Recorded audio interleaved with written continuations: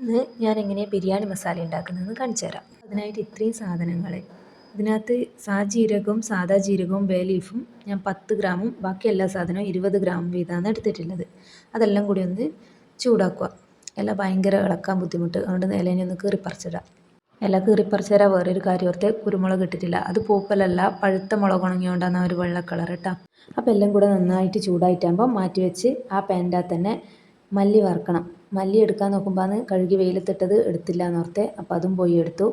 മല്ലി നന്നായി ഒന്ന് റോസ്റ്റ് ചെയ്യണം. മല്ലി നന്നായി റോസ്റ്റായി വരുമ്പോൾ വേറൊരു കാര്യം ഇട്ടിട്ടില്ല എന്നോർത്തെ, ഒരു ജാതിക്കയും കൂടി ഇടണം. അതും ഒന്ന് നല്ലോണം കുത്തിപ്പൊടിച്ച് അതും കൂടി ഇട്ട് കൊടുത്ത് ഒന്ന് അതും ചൂടാക്കി എടുക്കുക. എല്ലാം റോസ്റ്റ് ചെയ്തിട്ട് തണിഞ്ഞിട്ടാകുമ്പം ഒരു മിക്സീൻ്റെ ജാറിലിട്ടിട്ട് നല്ലോണം പൊടിച്ചെടുക്കുക. അപ്പോൾ ഇങ്ങനെയാണ് ഞാൻ ഗരം മസാല ഉണ്ടാക്കുക. എന്നെ പേഴ്സണലി അറിയുന്ന കുറേ ആൾക്കാർ എന്നോട് ചോദിക്കലുണ്ട് എങ്ങനെ ബിരിയാണി ആക്കൽ, നല്ല ടേസ്റ്റ് ഉണ്ടല്ലോ എന്ന്. അപ്പം ഇതാണ് എൻ്റെ ബിരിയാണീൻ്റെ സീക്രട്ട്. അപ്പോൾ ഇന്നത്തെ വീഡിയോ അത്രയേ ഉള്ളൂ. Okay, by.